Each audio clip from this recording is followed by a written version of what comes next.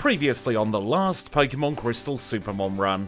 But getting confused by it? Ugh, absolutely not. And coming up, I think I've just ruined the game for some of you, haven't I?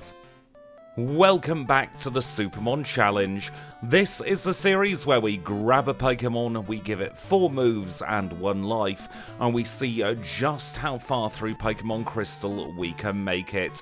Sometimes we run a very good Pokemon and make it all the way to the end and can be declared a SuperMON, and other times we fall a little bit short. Today I think we're in with a very good chance of getting all the way to red and probably beating him because we are running Electabuzz. Electabuzz is a very, very versatile Pokemon from Generation 1. It is one of my all-time favourite Pokemon. Ever since I got Pokemon Gold as a kid, I've just really had a soft spot for Electabuzz. I was very annoyed it wasn't available until the post-game in Pokemon Gold. But anyway, I'm digressing, which is kind of impressive seeing as we're just about in the first minute of this video. Before we get on with the challenge, we do need to pick our moves for Electabuzz. Some of them are going to be very, very obvious. Something like Thunderbolt is going to be absolutely vital to us. It's going to be our main stab move. It's a very, very high-powered move for our Electabuzz. We are going to go for some punches as well. We'll get a Fire Punch. That will deal with Jasmine's Pokemon very, very nicely. We will then get an Ice Punch to deal with Lance's and Clair's Pokemon very, very nicely. And then I think, you know what, we'll finish off with a Psychic. It's a very, very handy move to have, even if it's just because of the chance for a special defense drop. I've decided to not go for any status moves on this Electabuzz, which might be a misplay, but I have a feeling all-out attack is the way to go with this Pokemon. I'm just going to reorder these moves so they're in something a little bit more sensible. And now we will take a look at our stats before we get in the challenge. We are level 5 with 23 HP. We're holding a berry, and the 4 moves we've chosen are Thunderbolt, Ice Punch, Fire Punch, and Psychic. And we have 14 in attack, 12 in defense, 16 in special attack, 15 in special defense, and 17 in speed. Those are perfect DVs for our Electabuzz, so if we were running Hidden Power, our Hidden Power type would be Dark at full power. We have our Pokemon, we've got our moves. Let's get the challenge underway. We are starting here with Electabuzz, and this is going to be the first of 3 SuperMON videos back to back. I alluded to it in a previous recording, but we are running Electabuzz, then Jinx, then Magmar as our standard trio. It's been a while since we've had all of these out at the same time, and to make it fair for all 3 of the Pokemon, I randomised the order in which we are playing them, and it just so happened Electabuzz came out first, Jinx was second, and Magmar was third. So that is the order in which I will play and release these challenges. Now, I don't know out of the 3 of them who is going to get the furthest. I think probably Electabuzz has the highest potential, just because it gets Ice Punch and that's super effective against the only type which it is weak to. Magmar is a little bit of a dark horse. We're probably going to have to do some interesting things with its learn set to get it past someone like Clair, but I still think Magmar can't be discounted. And then Jinx has absolutely ridiculous special attack, so we might be able to brute force and kind of get by her very, very paper-thin defences. It's going to be the first time I think we're seeing Jinx in Johto, where she has access to Psychic without needing to be a Smoochum first. But we can't talk about Jinx too much in this challenge, otherwise our Electabuzz is gonna get jealous. Stands to reason the rival's gonna have Chikorita. It resists electric, but it doesn't resist our Ice Punch. So 2 shots knocks it out, and we can move back to Professor Elm's lab. Also, apologies if I sound a little bit ill today. I'm feeling better than I have done for a while, but I am full of the sniffles today. I'm trying to stifle it as best I can for this. Now that's a bit annoying. I couldn't see the little question marks there on screen there to name the rival. I'm very glad that I was able to fix that. Must just be my OBS throwing a little bit of a hissy fit.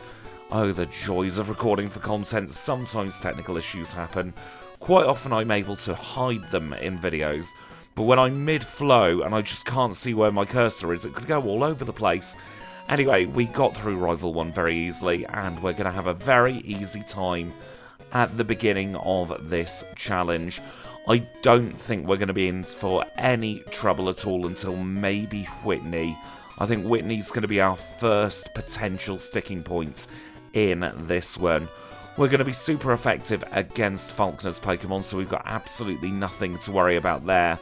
And because we're in a good experience group, we will have more than enough experience points to be at the level cap for Falkner. Now, if you are curious about the SuperMON challenge, it was devised by one of the lovely people who watches this channel, a lovely person called Matthias, also a very long-standing HM friend of the channel. Suggested it to me in October last year, and I fell in love with the idea straight away. So over the course of the last few months, we have refined the format into what you see today, and it's a point-based format to see just how good each Pokemon is. We will earn points throughout the course of this challenge. We've already got 2 points, and we will earn points for key trainers, as well as rival battles and some storyline beats.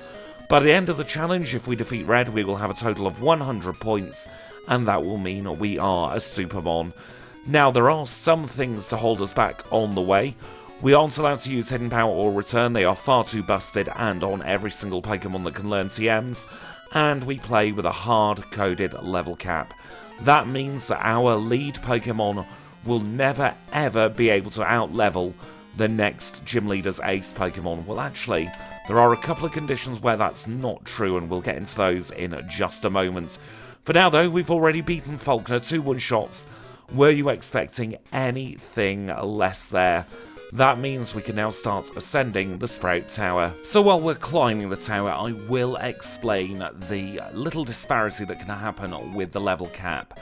Our level cap is hard-coded to match the highest level of the Gym Leader's Ace Pokemon, the next one we're supposed to face. However, in the middle part of Johto, we can face Chuck, Jasmine, and Pryce in any order that we like. And if we defeat Jasmine, she will automatically give us Clair's level cap. So that means we can then face both Chuck and Pryce with a level cap of 40. Now that is well within the rules. We've used that in our Nuzlocke challenges for well over a year, and that's something that will never ever change here in SuperMON. It's a little reward for if you're able to get through a big bulky Pokemon like Steelix, you are then able to be over-leveled for the other 2 gym leaders. We've seen it a few times in the past where we have been able to cheese our way through the middle part of Johto, but I think that's the fairest way to get a reflection of all Pokemon, because some Pokemon are going to have a breeze at Chuck, so you don't need to go in over-leveled. Other Pokemon are going to have a real nightmare of a time, so giving them a chance to progress further through the challenge, it's only going to be a good thing for those Pokemon. Now we are at the very top of the Sprout Tower. This is technically optional, so we're not going to learn any points for this. However, we are going to get ourselves some TM items here.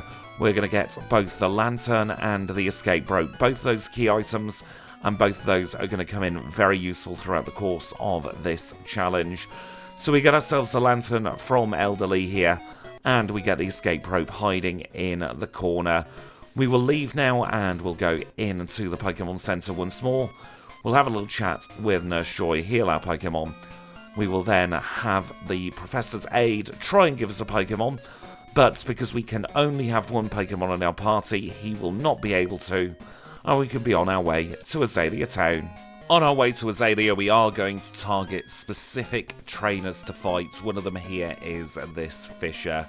He's got a pair of Poliwag. They are great for speed stat experience. They're also very, very good for special attack stat experience for this part of the challenge. We will decline the Slowpoke Tail, and then we'll also face Bird Keeper Peter. Peter's got 3 birds, none of which is going to stand to our Thunderbolt, so it'll be a very, very easy battle. We've got a new level cap of 16 because we've defeated Falkner, so we can take on some optional extras. Do remember, we are not against the clock in SuperMON either, so we can take all the time we like. If we wanted to, we could battle every single trainer en route and get full stat experience, but that would take forever and a day, and I don't particularly fancy spending 8 hours with Electabuzz just to get all the stat experience in the world when it doesn't need it. But that does mean some of the weaker Pokemon do have a good chance of still getting through, because we can over stat experience train. It's very, very difficult in Generation 2 to hit the cap for stat experience. Unlike EVs, where you're limited to 255, practically 252, you can get up to, I think it's something like 65,535 in each stat. It may be even higher. It's a ridiculous number for your stat experience. And the way it's added, by the way, if you're not sure, is you take the base stats of the Pokemon you're facing, so for instance this Vulpix, and you add those to your stat experience tally once you have knocked that Pokemon out. So for Vulpix, we would probably get a lot of special attack stat experience, some speed as well, but we'd gain stat experience in every single stat.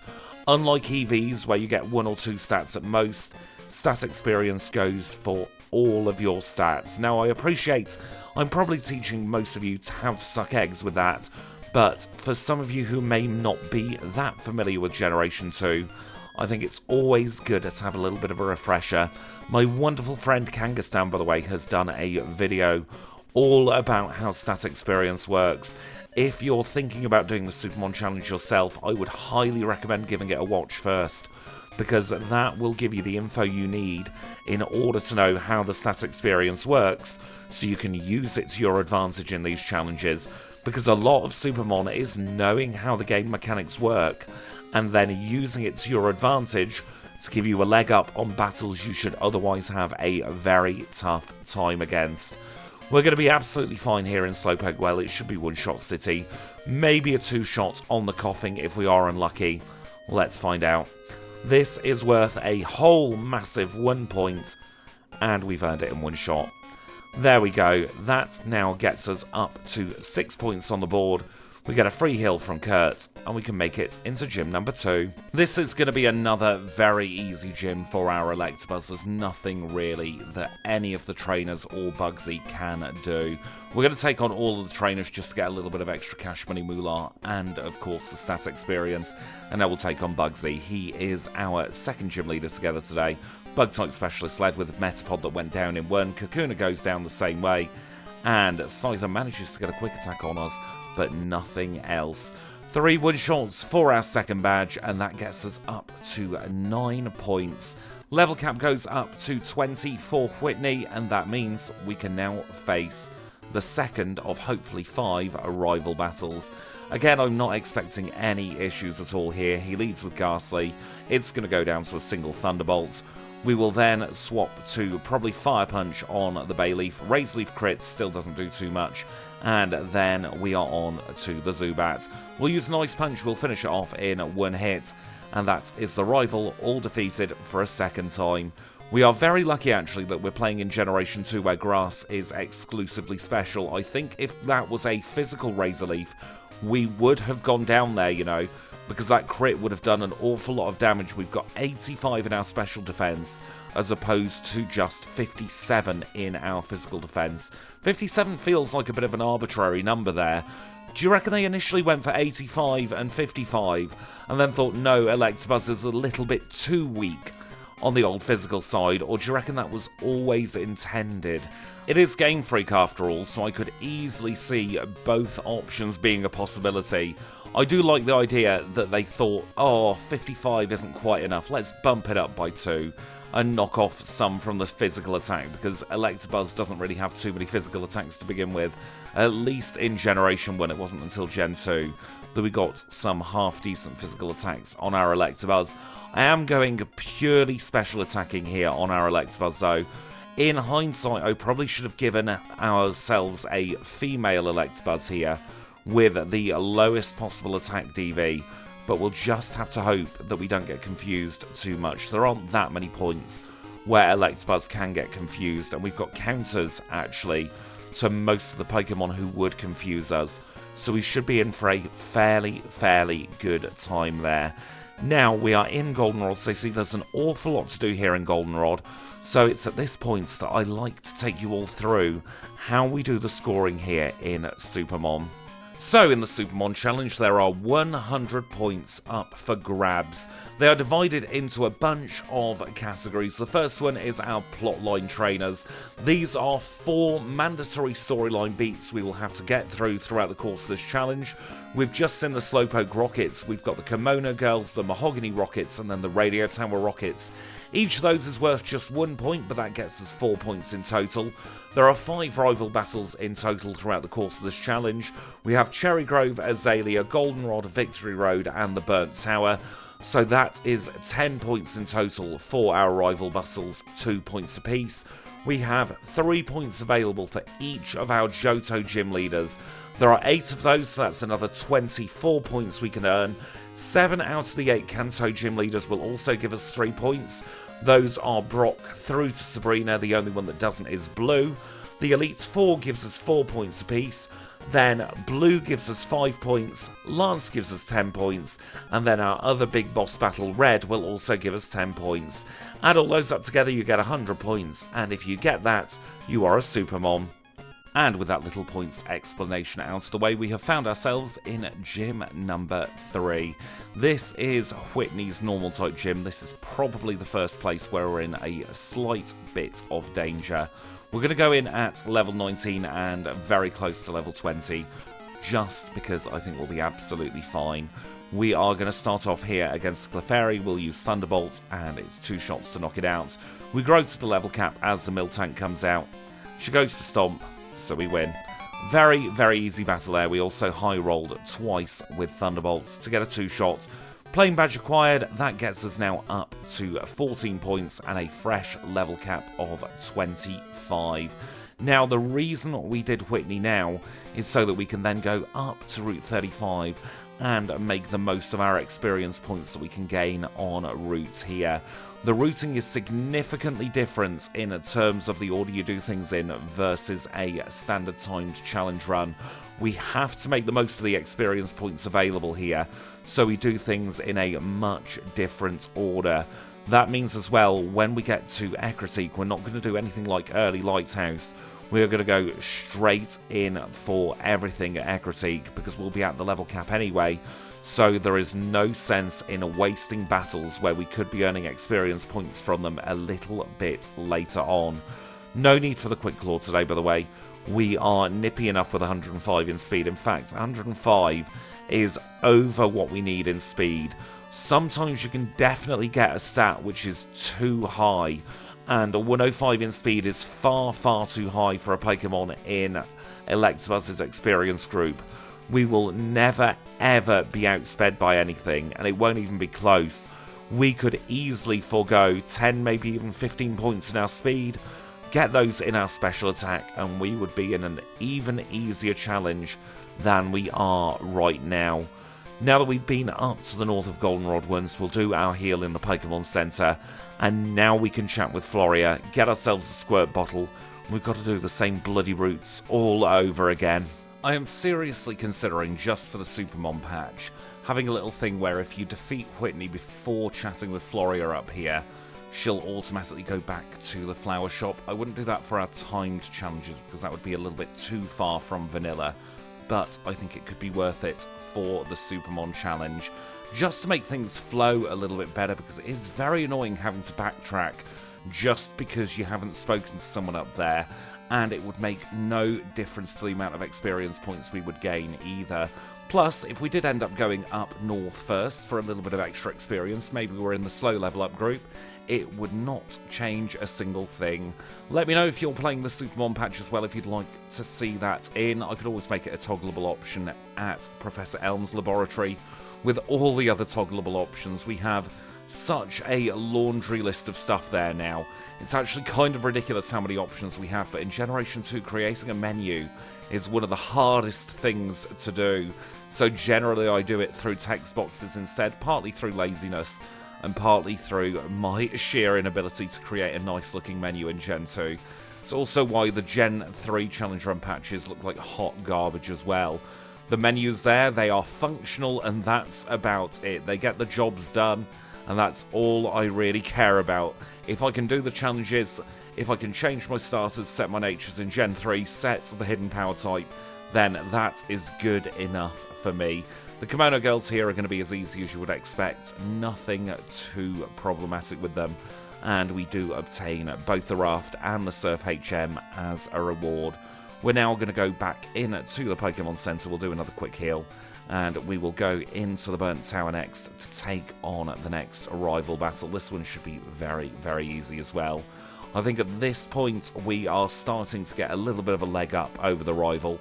So he should be a lot easier than he has been. And to be fair, he's been very easy to begin with. He's going to lead with Haunter. We are going to use Psychic to guarantee the one-shot. I'm not sure that Thunderbolt would be a one-shot. We'll Fire Punch the Magnemite. We will then Fire Punch the Bayleaf. Poison Powder's annoying, but not devastating for the course of this challenge. And then we'll finish off with an Ice Punch on the Zubat. Very easy rival number 3 there. We can now fall through the floor. We'll have a little chat with these beasts. They'll bugger off somewhere. We'll find them later, maybe. And I will use an antidote to prevent any flashing. We'll get the escape rope. And we will also grab this HP up.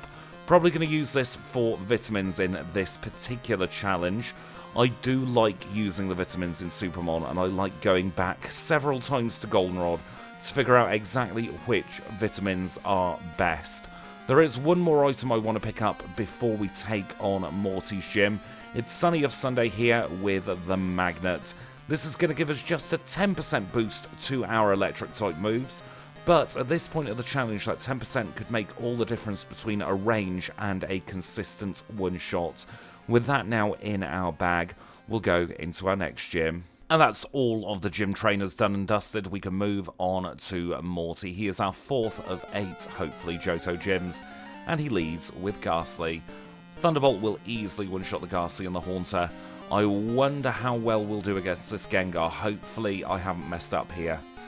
Maybe I have. Dream Eater's doing a fair amount, but we woke up. It's fine. I don't need to panic. Should have got the Mint Berry, was overconfident with our Electabuzz, but we cheesed our way through. We had a very short nap. Our Electabuzz is taking after me. Got a bit of the old insomnia there.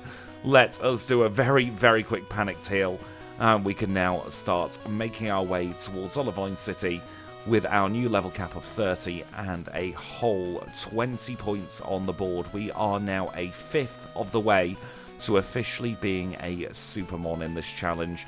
So now we find ourselves in Ecruteak City. The first thing we'll do here is grab the Burly Man's phone number.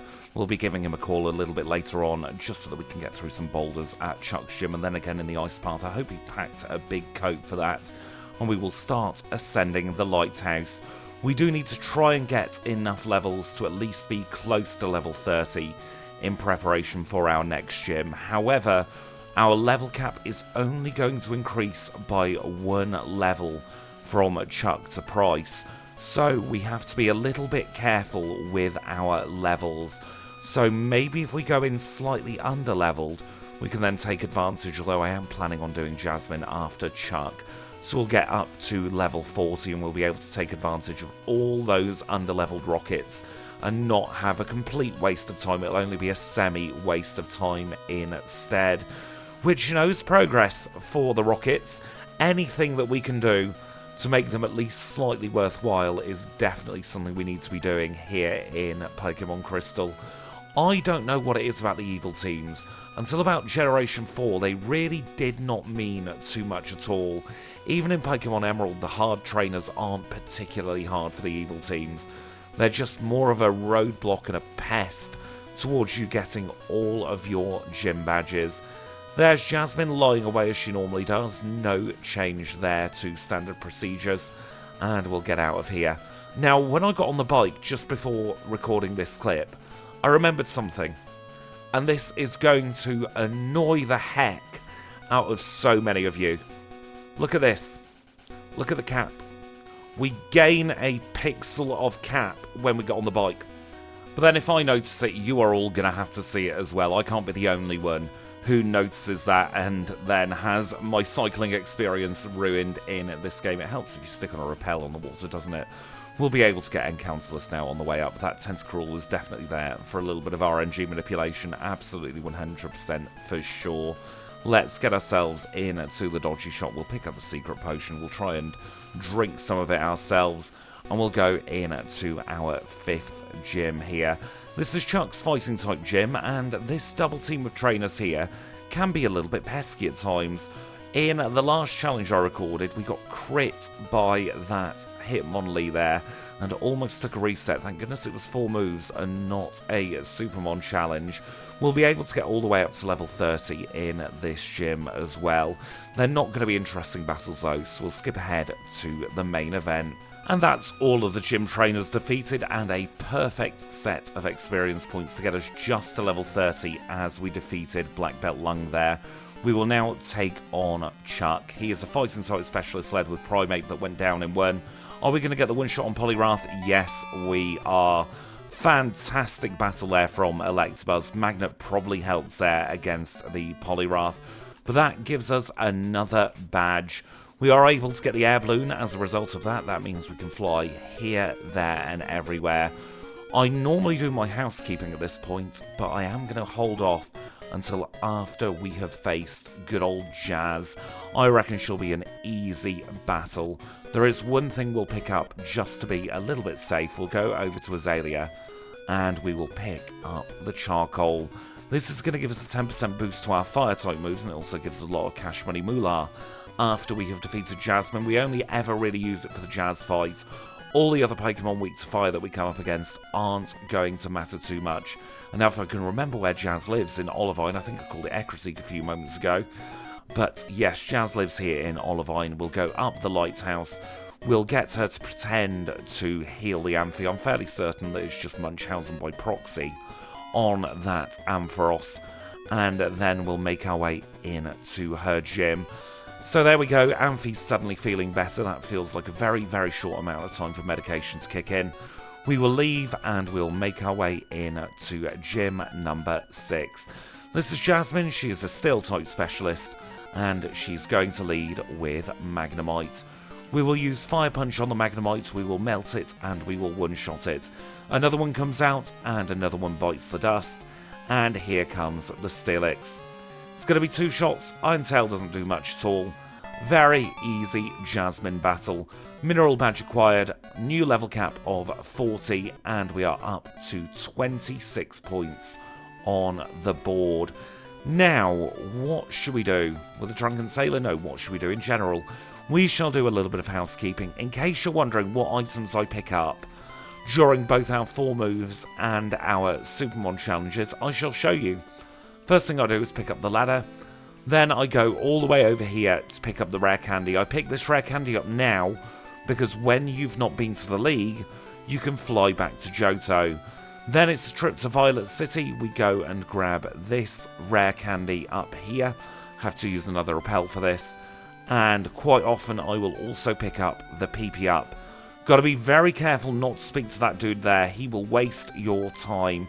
PP Up lives here. After that, we try and stick on another repel, but it doesn't work because we've not run out of previous repels. Dip into the Goldenrod Pokemon Center. Try and avoid Campitod and his duck flashing ways. Stick on another repel and get lost in Bag Purgatory for a little bit. We get a Nuggets here and a rare candy. And then, if I haven't already been to Azalea, I will fly there. Afterwards, I go into the department store. I go onto the 4th floor and then I sell every bit of crap that we don't need in the bag. So we'll get rid of that single repel. We'll get rid of the potions. Don't need the berries now either. Get rid of the HP up. Get rid of the pair of nuggets. And we will also at this point remove the charcoal. It's surplus rather to requirements. So we'll sell that. And then we sell every single one of these TMs. Both in 4 moves and SuperMON TMs are complete dummy items, so you might as well sell them for money. And then I have a little look at our stat experience. I can see that we can get 7 calcium in us. We can afford 7 exactly. So that's what we do. And then I'm going to stick all of those calcium in our Electabuzz. Going to do this off camera though, because it will cause flashing. So we'll now meet back up when we're ready to head towards the lake. So with the housekeeping done for another challenge, we'll start making our way towards the Lake of Rage. This is a super potion here, I like picking that up. gives us an extra bag heal. Quite often use super potions just when we're getting a little bit low in health, and I've got a menu anyway. Love taking on this Pokemaniac. We'll take him on virtually every single challenge. He is too good experience to pass up, both in terms of actual experience points and stat experience. So he is one of my go-to trainers. We know the go-to trainers quite well at this point. We've got another couple coming up here en route to the Lake of Rage. We're going to do this routing a little bit differently today. We are going to go and use another Super Repel. There's a Bitterberry that lives here. This is one of 2 Bitterberries you can get pre-Pokemon League. It's often very good to have one for Will and one for Karen, although sometimes it's actually more beneficial to hold the second Purze Berry for Karen if you haven't wasted it at Clair, or if you don't need one for Lance, you might as well go and grab that second Purze Berry and stick it on your Pokemon. Now we've got an elixir through these trees. Generally won't get that on a time challenge because it's a big waste of time, and there's a better elixir we can get south of Blackthorn, and we can get the Detect TM here, and in this house here, this is where Hidden Power lives, right out of the way, one of the most awkward places to get to in Johto. But now, because we have the air balloon, we can fly over to the Lake of Rage, and we will engage the red Gyarados in battle. We will use a Thunderbolt on it, and it will go down in 1. Red Scale acquired. We can chat with this old man first, because we really don't want to chat with Lance, and then we'll say yes to him just because we have to. Before we take him on in the Mahogany Hideout, though, we're going to do our other 2 good trainers. The Slowbro here, brilliant defensive stat experience, and we've got Mr. Nidoking Man here as well. Really like being able to actually explain everything when we're not against the clock, because it means that I can take things at a little bit of a slower pace and show you more of what goes on. There's a max ether here, very, very useful to pick up if you're going that routing for the Lake of Rage. Probably didn't need to heal here because we are going to get a free heal in the Mahogany Hideout. But now we've got a bunch of rockets, they're all underleveled, we know what's going to happen. Let's just cut to the end of it. Well, that's 5 minutes of my life I'm never getting back, but we are now through the rocket section here. We get Whirlpool as well as the Bath Plug from Lance, and now we will get the heck out of here. Escape rope out into the Pokemon Center for a quick PP and HP heal, and we'll make our way into the next gym. This is Pryce's Ice-type gym, but there are a lot of water types as well. And what is a water type if not just a warm ice type? We're going to start off with Border Douglas. He's a very, very good physical defense stat experience, so he is worth taking on in this challenge. With that, we'll take on Pryce. He is our next gym leader together today, our 7th in fact, leads with Seal. So one shot on the Seal to knock it out. Piloswine comes out next, but it's got no ground type moves. Blizzard crits, and that's about all the damage he's going to be able to do in this particular battle. Don't think the Charcoal would have helped there either. And then we can Thunderbolt the Dugong. There was a slight chance of us getting knocked out there, but Pryce did not get the luck he needed. That means we are still at a level cap of 40, but we are up to 30 points on the board. And of course, now that we have defeated Pryce, we get that dreaded call from Professor Elm, and we can start making our way through the ice path. Tried my hardest not to get caught by this Psychic here, but he'll be a very, very easy battle, so we might as well take him on. We do still have a few levels to go until the level cap. It's kind of an inevitability, though, in the Rocket section coming up, that we are going to have a load of wasted battles. We can't save them for later, and there's only so many experience points we can get before we hit that next level cap. We are in the ice path now, and today, because we have Ice Punch, we're going to get full items in this ice path. Don't need to pick up the Waterfall HM because we already have the ladder from just outside the Tojo Falls. And now I'm going to risk doing this with the new controller on the bike. First time, very, very nice. Taking a little bit of a break since the last recording session as well. Had to listen back and I didn't realise just how bad I sounded. I still don't sound great now, but I sound an awful lot better than I did. I promise you that I have not been bored senseless during this particular recording. I have just been pretty unwell, although I do sound probably 100 times worse than I feel. I'm not feeling anywhere near as rough as I did in the last two videos, the Houndoom video and the Furrets video, where I didn't actually sound that bad, but I felt bloomin' awful inside. Just one of those weird things where you can sound a lot worse than you feel, and you can feel a lot worse than you sound. Here in this Pokemon, we are going to pick up ourselves 12 Max Repels, and we will go down here, grab the Elixir. We will not battle him because I don't know what he's got. Don't want to battle her, I do know what she's got, and she's just a waste of time. We'll grab this nugget, and today we will also get the extra items because we're not against the clock. Oh, there's the Raikou. Had a feeling we would encounter one of those, and there we go. PP up acquired, and we'll also get the extra Periskia Berry. Might not need it, but because we're not running against any kind of time limit, we shall get it. Right, here in Goldenrod, I've got to do some rockets, and I'm also going to do another vitamin shop, but we shall meet back up for the rival. So we are now about a third of the way through the rocket section. We are going to go into the underground and face the fourth of hopefully 5 rival battles in this challenge. This time he's going to lead with Golbat, and I'm very happy about that because that means we can do a one-shot with a Thunderbolt. Up next is Magnemite. We've got a Fire Punch with its name on it. It will go down in 1 as we grow up to 40. Haunter's next. We'll swap to Psychic, another super effective move. We've got Sneasel. We can Fire Punch rather that, and another one-hit KO.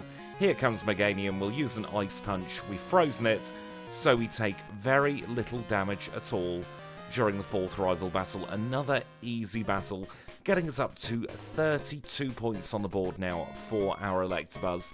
I think we're going to have a breeze now for the next part of the challenge as well. I'm not foreseeing anything too dangerous coming up, including in this rocket section, which I'm not going to make you sit through. Let's skip to the end. We're on the home straight now. We've only got one more rocket left to go, and he is going to be absolutely pathetic, like the rest of them. It's going to be 3 one-shots with Thunderbolt, hopefully. I say that, is this overconfidence? It absolutely is overconfidence. It's 2-shot on the Houndoom. Should know that it's got fairly good special defense. We had one in our last challenge together. Slept since then though, and I've forgotten everything about it already, which probably doesn't bode well for how interesting I found that run, but I did genuinely enjoy that.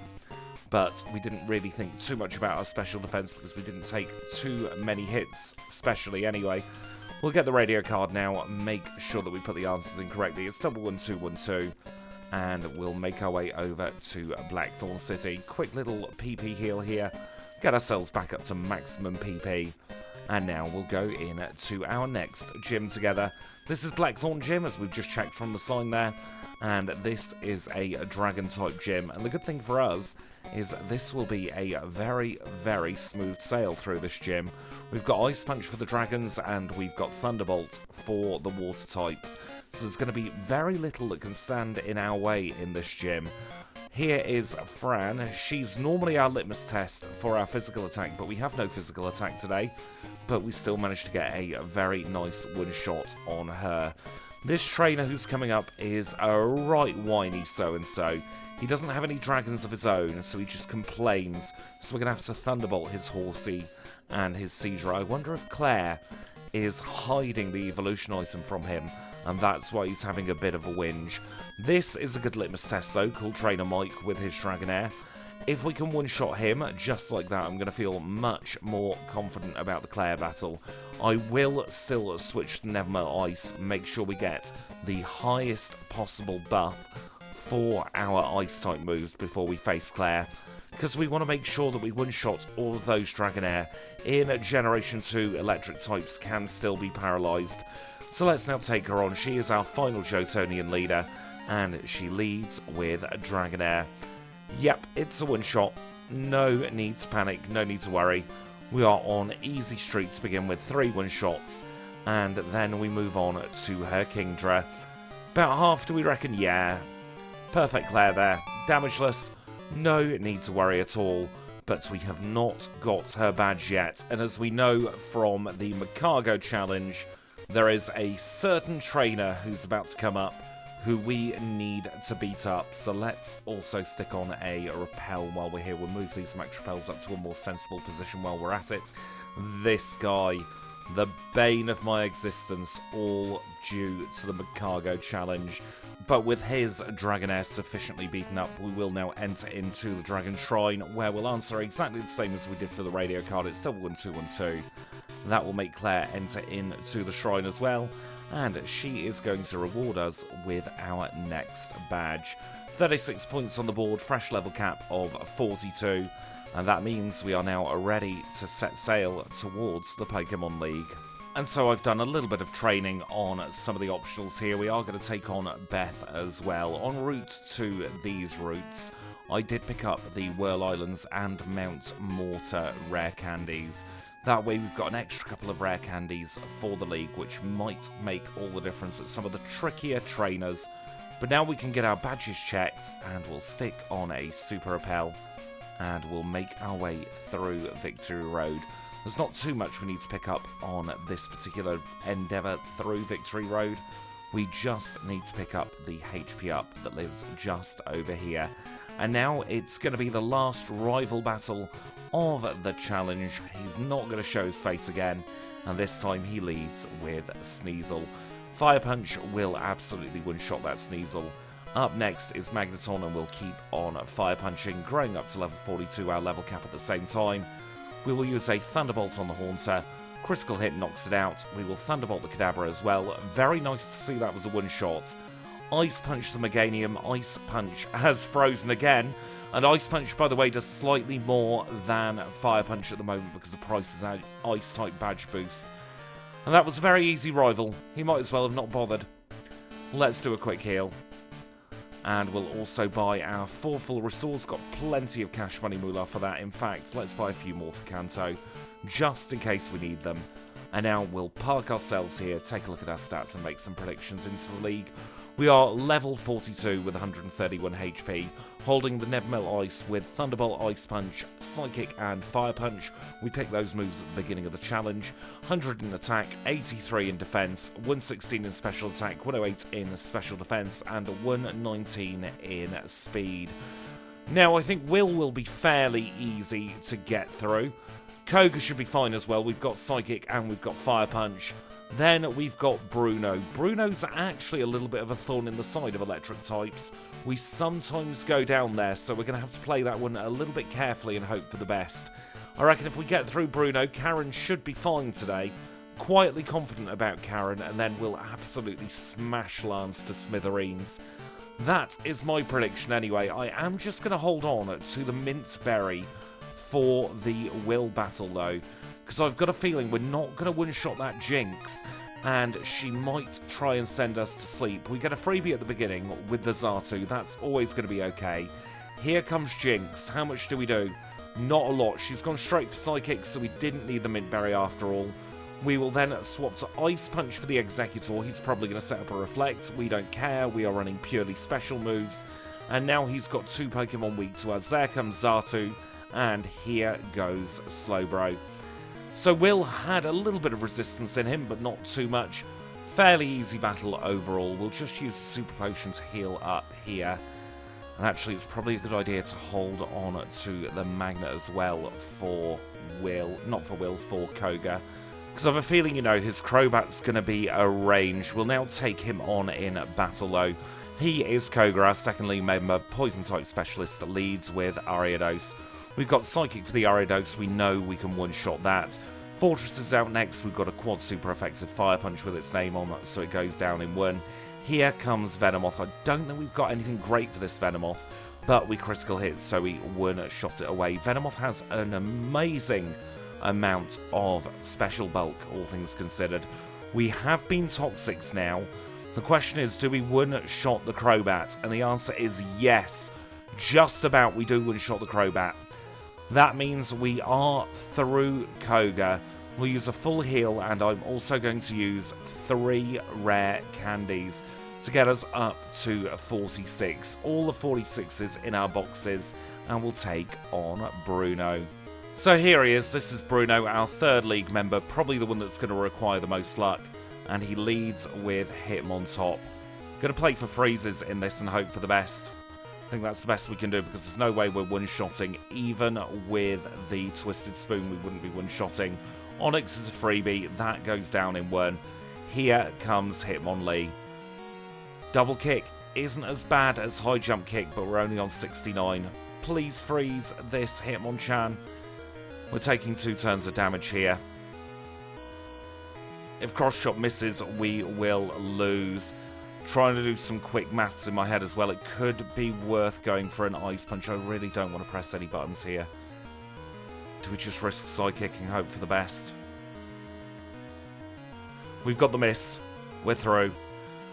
That was more luck than anything. I'm still disappointed with that battle. Just for a bit of context, like, there's nothing I could have done as a player to make that battle easier. It's just stats and moves. But I still feel like there should have been more for that battle. I feel like Electabuzz could have given more somehow, and I just can't see it. Maybe I'm probably wrong. There's probably nothing there that would have helped that battle, and we just got the roll on a cross shot with the 20% miss. So we got a bit lucky, but I don't like lucking my way through these battles. I much prefer getting the win legitimately. I'm trying to figure out as well whether I want to go Bitterberry or Purrscure Berry here.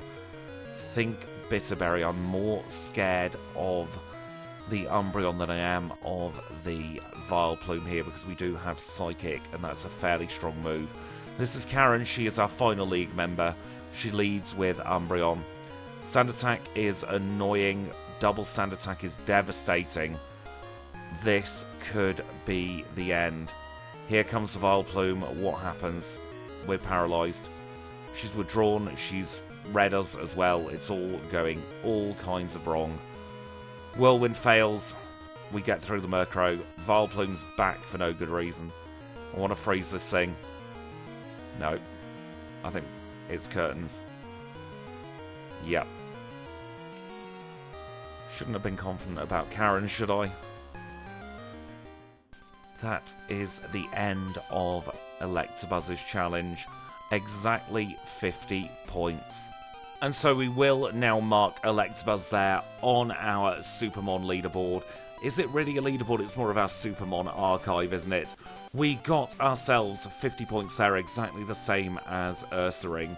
I have decided to try and colour code this and reorder things a little bit better, so you can see all the SuperMON there in gold. Anyone who got above 75 points is in silver. We've got the bronze Pokemon, that's 50 to 74 points. And poor old Lovedisk, Magcargo and Parasect there are the only ones without any kind of special coloured background. This is done in Dex order, by the way, and we will slowly be filling up those Dex entries with our points. I will eventually, I've not had the time or the energy to code it at the moment, I will eventually do it where we flick-flack between Dex order and points order on this new leaderboard. But now, let's return to the challenge. We'll freeze our points, we will uncap our level, and we will play out this run. And now it's time for attempt number 2 at Karen. I have used our last 3 rare candies here at Karen. I don't think we need them. I think we just got terribly unlucky last time. Let's see how she goes this time. We paralysed the Umbreon and we fully paralysed. We 2-shot it, we get rid of it. Here comes Vileplume. Psychic. Very close to a one-shot, but we have been paralysed again. We get through the Vileplume. We're not against the clock, so I am going to see this to completion. We get rid of the Gengar. That means we have Houndoom and Murkrow left to go. Flamethrower does a lot of damage, but we do a lot back. We get rid of it. We're on 21 for the Murkrow. Faint Attack knocks us out. Right, okay, so we should probably hold on to the Purrscure Berry in this battle, and we should hopefully get the win now. I wonder if it's a range on that Vileplume as well. We've crit, we've been sand attacked, and we've been confused. Oh, Karen should play the lottery today, shouldn't she? She's getting all of the luck. We're getting none of it. It's payback for Bruno. Bruno's had a little word in her ear, and he's gone, can you jinx this battle for us so that this Electabuzz doesn't get any further? It was focus range on that Vileplume the entire blooming time. We've one-shot the Gengar. We have been sand attacked though, so we're not out of the woods yet. It's a two-shot on this Houndoom. Flamethrower hits, doesn't do too much, and she is now healing looping. 2 shots knocks it out, and we have Murkrow left to go. We're through Karen, grow to 51, and we are through the league. You can see our points have not updated because we did lose the challenge at Karen, but we are going to take this run to the very end. Our next step is Lance. Not even going to bother to heal for Lance. Going to show him total disrespect here because he doesn't deserve any, and he's going to be a very, very, very free battle. We've got quad super effective Ice Punch for his dragons, and we have Thunderbolts for everything else.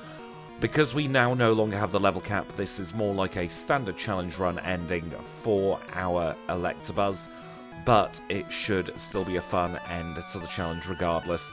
We do get through Lance first try, didn't expect anything less from our Electabuzz there.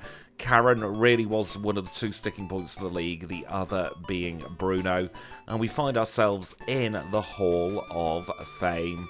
Let's get Electabuzz into the Hall of Fame and let's jump straight into Kanto.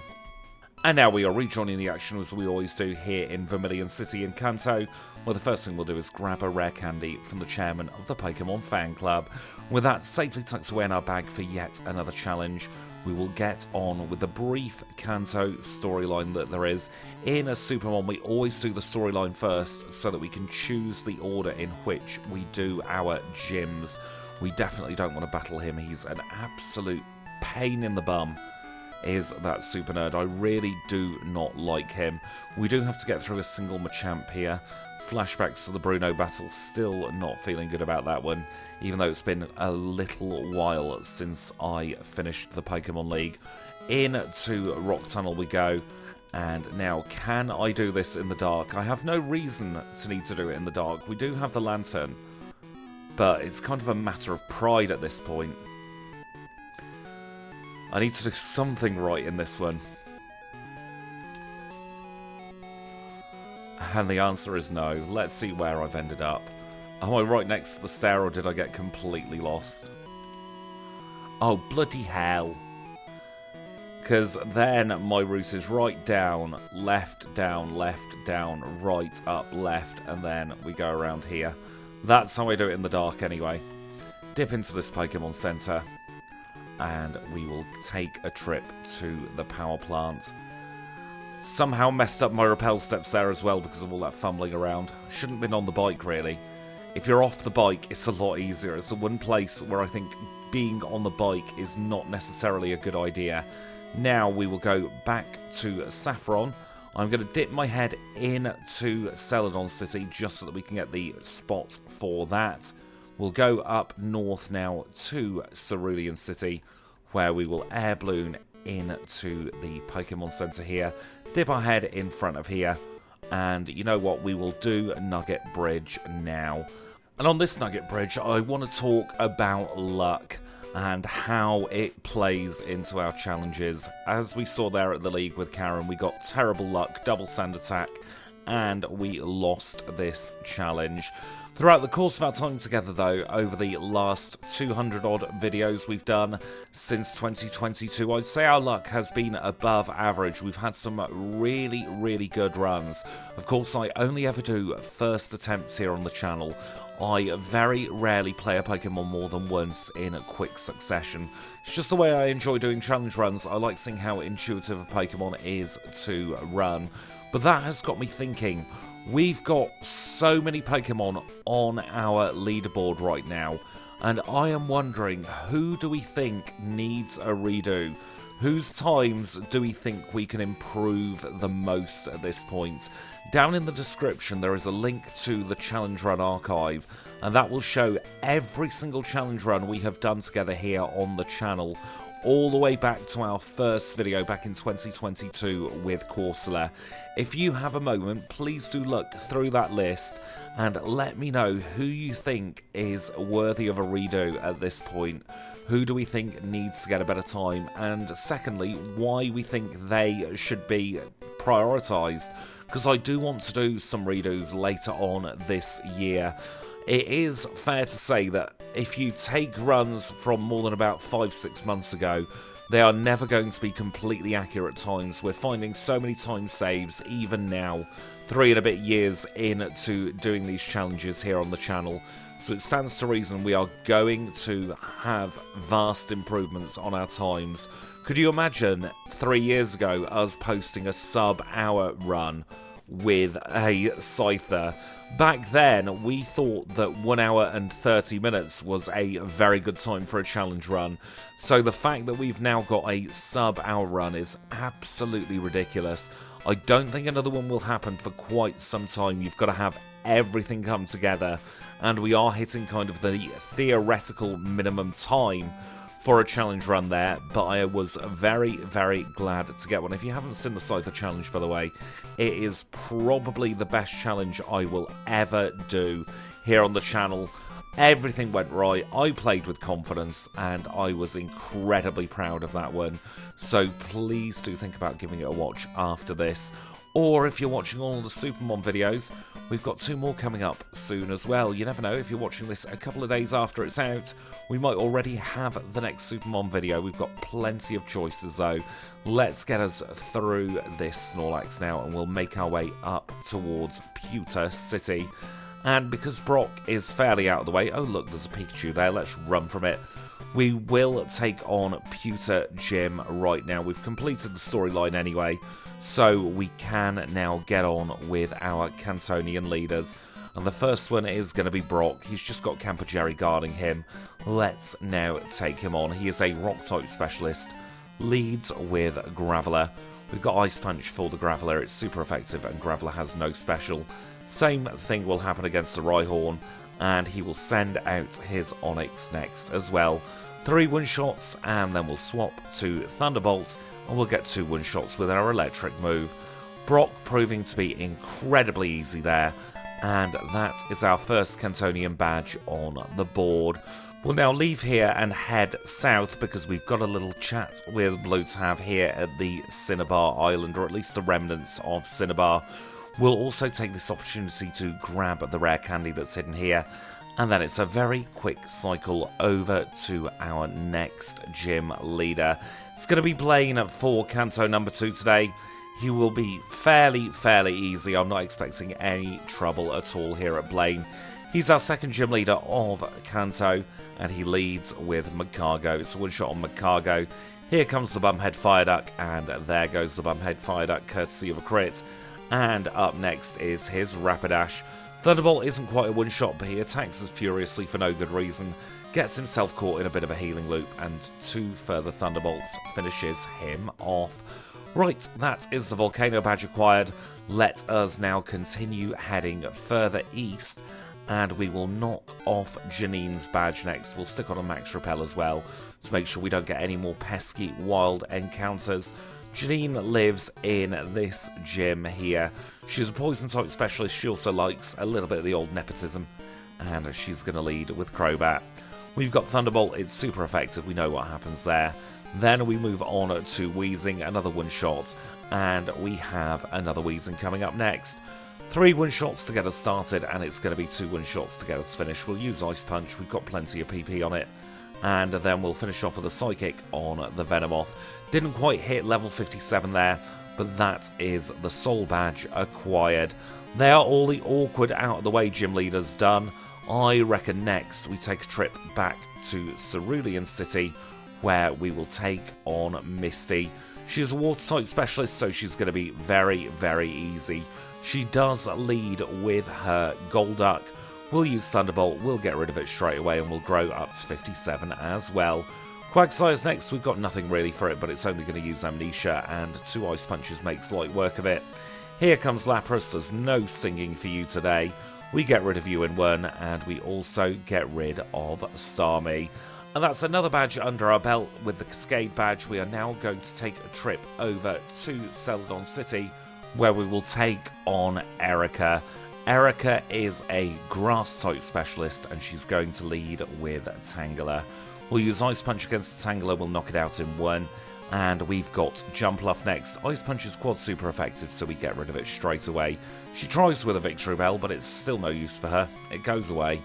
Here comes Blossom. I reckon it's going to be a range. Nope, it's a one-shot. Even better. That's Erica done. Rainbow Badge acquired. That means we have just 3 gym leaders left to go here in Kanto, I do believe. I will double check that.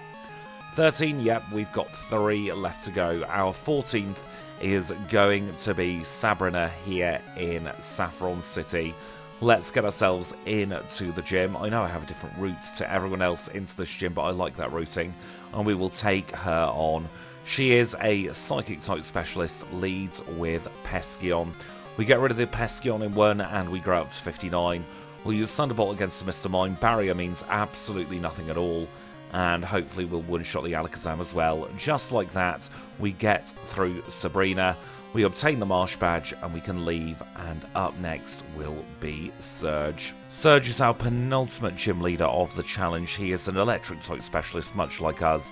He leads with a Raichu. We use Psychic against the Raichu. Thunder's paralysed us because of course it has. We have had cursed luck on this challenge. We will be able to one-shot the Electrode though, no doubt about that. We can Fire Punch the Magneton, it will disappear. We've got another Electrode to come next. It goes down in 1 as we grow up to 60. And it's Electabuzz versus Electabuzz. Except we've got 100% accurate neutral move and he's only got Thunder. There we go, we are through. No worries at all there at Surge. We did consume our Periscure Berry, but that was kind of what I expected. Let's now plonk on the leftovers and we will make a trip back to Viridian City. Gonna use a full restore and an elixir just while we're at it. And we'll make our way over to Viridian where we've got 1 more gym leader left to go. Not been caught out by that ledge for a while, have I? Here we go, this is Blue. Final gym leader of the challenge, and he leads with Pidgeot. That's great for us because we can put Thunderbolt in top spot and we can get rid of it without even thinking about what to do. Then we've got Rhydon, we've got Ice Punch. Rhydon's got no special, it'll just disappear into the ether. Next is Alakazam. We'll use Thunderbolt. He uses Psychic back and another Thunderbolt sends it into the Shadow Realm. We have Executor. What should we do? We'll punch it in the face with some ice. He takes in Sunlight, so he just lets us recover because he's that generous of a gym leader. We will use probably a Psychic on turn 1 on this Arcanine. He'll hit us with some fire, but then we can finish it off with some electricity. And we've got Gyarados left to go, and Gyarados is just free. There we go. Blue done.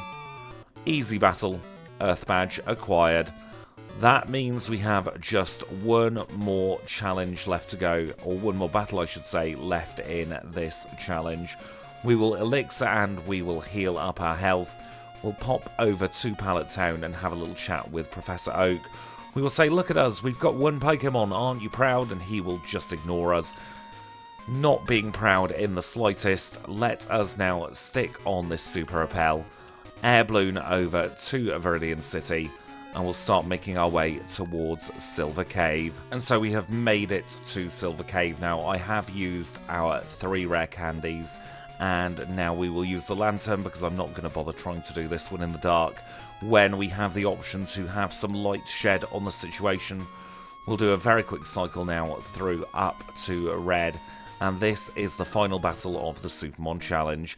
He is a mixed type specialist, leads with Pikachu. We're not going to be able to one-shot this Pikachu. We're playing for Charm here. Charm does not matter in the slightest. Up second is Pescion. Probably going to need to use a couple of Thunderbolts here. He goes for Psychic, which is fairly annoying. I was hoping for a Reflect there. Didn't happen. Up next is Snorlax. We've paralysed it, but he has got Amnesia off, which is fairly annoying. He's getting to Body Slamming, and he knocks us out. This is where a physical move could have done us some good, really. Pikachu misses his Thunder, but that's completely irrelevant anyway. Back onto the Pescion we go. He uses Reflect this time, which is great, but we arrange it. So we're in the same situation for the Snorlax. Probably going to play for a freeze here. We'll either get it or we won't. We have got the freeze. Reflect has faded, that means nothing. As long as this Snorlax stays frozen now, we've got the win ostensibly. It is as simple as that. We're recovering back up to full health. One more should do it. There we go, we're through the Snorlax. Venusaur's next. We've got Psychic for the Venusaur. We got a Spadef drop as well. Sunny Day hopefully won't mean too much in the grand scheme of things. Here comes Blastoise. Is he going to use Rain Dance? The answer is yes. So that means that now Flamethrower won't do too much to us. Do we one-shot this Zard? Yes, we do. There we go. That is Red defeated. It took us 2 tries. We had a little bit of issues at Karen. We had to luck our way through Bruno. And then Red was 2 tries as well. On paper, Electabuzz could become a SuperMON, but it wasn't Electabuzz's day today. I will now say thank you all so much for watching, though. It has been a pleasure as always, and I'll catch you in the next one when we're running Jinx.